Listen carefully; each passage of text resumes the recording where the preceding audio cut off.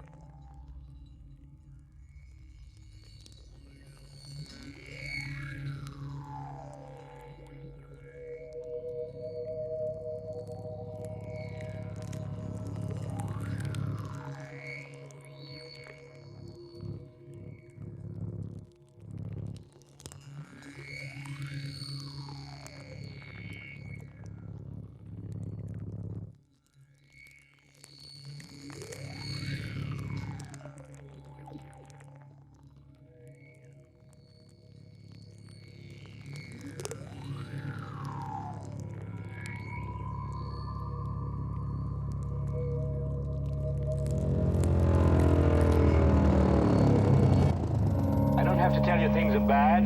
Everybody knows things are bad. It's a depression. Everybody's out of work or scared of losing their job. The dollar buys a nickel's worth. Banks are going bust. Shopkeepers keep a gun under the counter. Punks are running wild in the street, and there's nobody anywhere who seems to know what to do, and there's no end to it. We know the air is unfit to breathe, our food is unfit to eat. We sit watching our TVs while some local newscaster tells us that today we had 15 homicides and 63 violent crimes, as if that's the way it's supposed to be. We know things are bad, worse than bad. They're crazy. It's like everything everywhere is going crazy, so we don't go out anymore. We sit in the house, and slowly the world we're living in is getting smaller, and all we say is, please, at least leave us alone in our living rooms. Let me have my toaster and my TV and my steel-belted radios, and I won't say anything. Just leave us alone. Well, I'm not going to leave you alone. I want you to get mad. I don't want you to protest. I don't want you to riot. I don't want you to write to your congressman because I wouldn't know what to tell you to write. I don't know what to do about the depression and the inflation and the Russians and the crime in the street. All I know is that first, you've got to get mad. You've got to say, I'm a human being. God damn it. My life has value. So, I want you to get up now. I want all of you to get up out of your chairs. I want you to get up right now and go to the window, open it, and stick your head out and yell, I'm as mad as hell, and I'm not going to take this anymore. I want you to get up right now.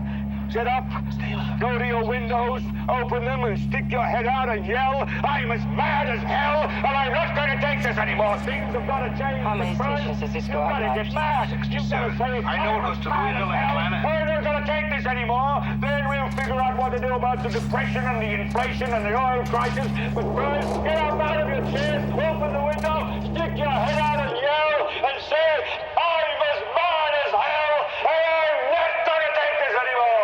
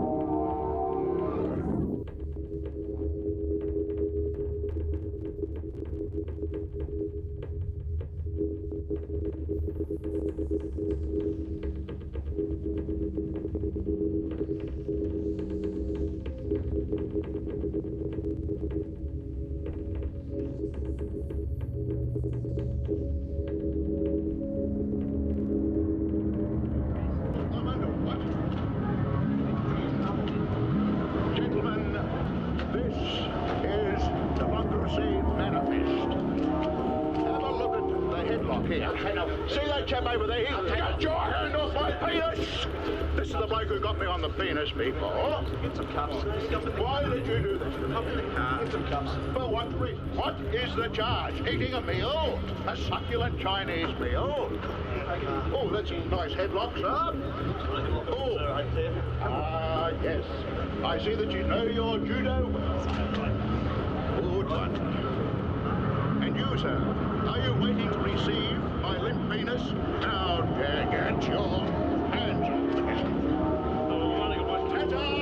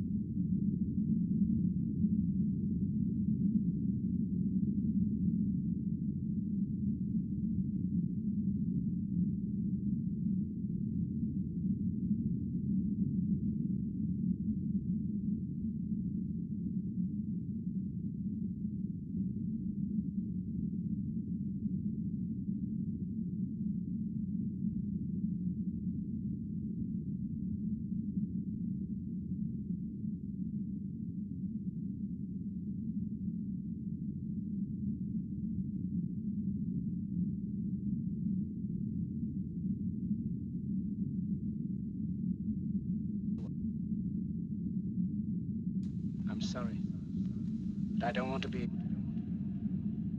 I'm sorry, but I don't want to be an emperor. That's not my business. I don't want to rule or conquer anyone. I should like to help everyone if possible. Jew, Gentile, black man, white. We all want to help one another. Human beings are like that. We want to live by each other's happiness, not by each other's misery. We don't want to hate and despise one another. In this world, there's room for everyone, and the good earth is rich and can provide for everyone. The way of life can be free and beautiful, but we have lost the way. Greed has poisoned men's souls, has barricaded the world with hate, has goose-stepped us into misery and bloodshed. We have developed speed, but we have shut ourselves in. Machinery that gives abundance has left us in want. Our knowledge has made us cynical, our cleverness hard and unkind. We think too much and feel too little. More than machinery, we need humanity. More than cleverness, we need kindness and gentleness. Without these qualities, life will be violent, and all will be lost. The aeroplane and the radio have brought us closer together. The very nature of these inventions cries out for the goodness in men, cries out for universal brotherhood, for the unity of us all. Even now, my voice is reaching millions throughout the world. Millions of despairing men, women, and little children, victims of a system that makes men torture and imprison innocent people. To those who can hear me, I say, do not despair. The misery that is now upon us is but the passing of greed, the bitterness of men who fear the way of human progress. The hate of men will pass, and dictators die, and the power they took from the people will return to the people. And so long as men die, liberty will never perish. Soldiers, don't give yourselves to brutes. Men who despise you, enslave you, who regiment your lives, tell you what to do, what to think, and what to feel, who drill you, diet you, treat you like cattle, use you as cannon fodder. Don't give yourselves to these unnatural men with machine minds and machine hearts. You are not machines, you are not cattle, you are men. You have the love of humanity in your hearts. You don't hate, only the unloved hate, the unloved and the unnatural. Soldiers, don't fight for slavery, fight for liberty. In the 17th chapter of St. Luke it is written, the kingdom of God is within man, not one man nor a group of men, but in all men, in you. You, the people, have the power to create machines, the power to create happiness. You, the people, have the power to make this life free and beautiful, to make this life a wonderful adventure. Then in the name of democracy, let us use that power. Let us all unite. Let us fight for a new world, a decent world, that will give men a chance to work, that will give youth a future and old age a security. By the promise of these things, brutes have risen to power, but they lie. They do not fulfill that promise. They never will. Dictators free themselves, but they enslave the people. Now let us fight to fulfill that promise. Let us fight to free the world, to do away with national barriers, to do away with greed, with hate and intolerance. Let us fight for a world of reason, a world where science and progress will lead to all men's happiness. Soldiers, in the name of democracy, let us all unite!